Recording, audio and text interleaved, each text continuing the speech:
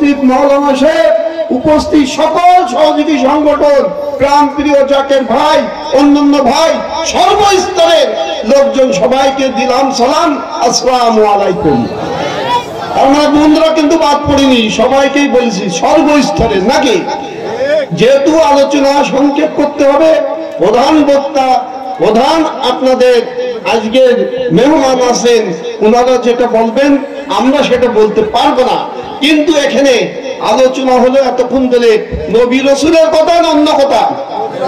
তাই যদি হয়ে থাকে, যিনি না হলে দুনিয়া হতো না, তিনি হলো দয়াল নবী রাসূলের পাক সাল্লাল্লাহু আলাইহি সাল্লাম, নাকি?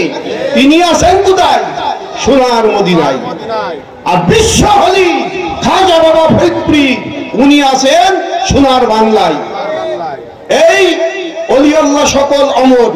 আমার বিশ্ব অলির আপনার 2025-এর ওরস শরীফের সম্পর্কে যে আলোচনা হলো, আমি অল্প একটু বলতে চাই। আপনারা যাবেন রুজির মালিককে, তাহলে এই রুজি কিভাবে বন্টন হয় সেটাই আপনারা দেখবেন, ঠিক কিনা? আর উনার জীবনে সেই উনি বলে গেছেন, আমার অবর্তমানে আমার কনিষ্ঠ পুত্র পীরজাদা মোস্তফা আমির ফয়সাল যেটা বলবে সেটাই আমার কথা, ঠিক কিনা? সেই আলোকে আজকে কি ঘটছে, পূর্বে কি ঘটেছে, আগামীতে কি ঘটবেন, উনি যা বলেন তাই হয় কি হয় না? তাহলে আপনারা এখানে খুলনাবাসী সহ বহু জায়গার লোক আছেন। আমাদের যেটা হলো পাকুড়িয়া দরবার শরীফে গেছিলাম, উনি তখন বলছিল এ দেশে দুর্ভিক্ষ হবে, হয়েছে কি হয়নি? তারপরে উনি কি বলছিলেন যে এই দেশে ছেলে বাপকে দেখবে না, বাপ বউকে দেখবে না, মেয়ে মাকে দেখবে না, সেটা কি হয়েছে কি হয়নি? কিন্তু সেই জায়গায় যারা জাকের পার্টি করে, সত্য তরিকা করে, সত্য ইসলাম করে, তাদের কি কিছু হয়েছে? হ্যাঁ, একটা লোকেরও কি করোনা হয়েছে? এবং সাথে সাথে আজকে কিন্তু পট পরিবর্তন হয়েছে বাংলাদেশের প্রেক্ষাপটে, নাকি? স্বৈরাচার শাসক বলে 5ই আগস্ট, কিন্তু তার আগের বছর আমরা কিন্তু 25শে আগস্ট আপনার সরোয়ার্দী উদ্যানে জাকের পার্টি চেয়ারম্যান হিজবুল্লাহ ইমাম কি বলছিল, সেই কথাগুলো কি আপনাদের জানা আছে?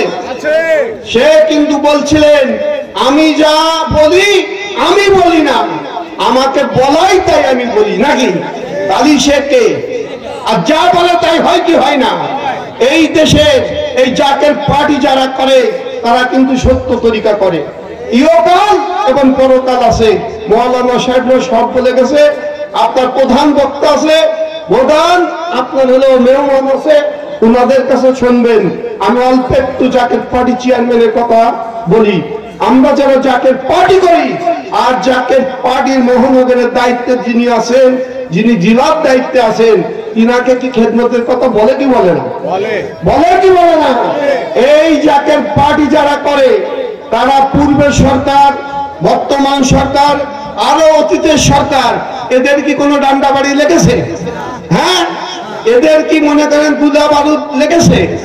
এদের কি যখন কোনো কিছু বলে শুধু একটাই বলে যে আমার হুকুম আপনারা মানেন, নাকি?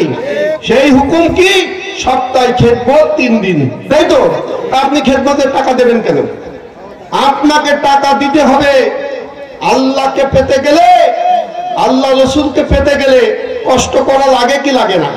তাহলে আমরা কিন্তু কি করি? খেদমত দিই, উনি হুকুম দেয়। এই খেদমতের দয়া তো আমরা পাই কি পাই না? এবং আমরা কিন্তু আজকে যদি এই কথা মজলিসের মধ্যে বলি, তাহলে আপনারা অন্যরকম বলবেন। যদি বলেন কেন জানেন? আল্লাহ পাকও কিন্তু স্বার্থপর। একই কথা বললাম নাকি? হ্যাঁ, আল্লাহ পাকও স্বার্থপর। আল্লাহ পাকও কিন্তু দয়াল নবী রাসূলের পাক সাল্লাল্লাহু আলাইহি সাল্লামের প্রতি দরুদ শরীফ পড়েন, এবং উনিও বলেন, আপনারাও পড়েন, নাকি বলে না? তাহলে গিভ এন্ড টেকের পলিসি আছে কি নেই? তাহলে আপনার ক্যান্সারের অ্যানসার নেই। ওই বিশ্ব জাকের মঞ্জুরি আমার জাকের পার্টি চেয়ারম্যানের কাছে ওটা টাকা দিলে ক্যান্সারের অ্যানসার পান কি পান না? এবং আপনার যে সমস্যা, এই সমস্যা সমাধান করার কেউ পায় না, পান। আপনারা যদি মনে করেন এই জেলার সভাপতি একা, এবং যেখানে যাবে তার সাথে দয়া থাকে কি থাকে না? তাতে আপনাদের খেদমতের টাকা কে দিলেন কে দিলেন না বড় কথা না, কিন্তু ওই খেদমত যায় কি যায় না। তাহলে আজকের এই অনুষ্ঠান যে হচ্ছে, এই মহফিলে, দাওয়াতি মহফিলে আমরা যারা আছি আমাদের সবাইকে যেন দয়া করে কবুল মঞ্জুর করে নেয়, এবং আমরা যেন সবাই আমার বিশ্বলি খাজা বাবা ফরিদপুরীর যে আপনার হলো দাওয়াতি আসছে 2025, আপনার হলো ওরস শরীফের এই এবং ইসলামী মহাজন সম্মিলনে আপনাদের সবাইকে দাওয়াত দিলাম, আপনারা যাবেন।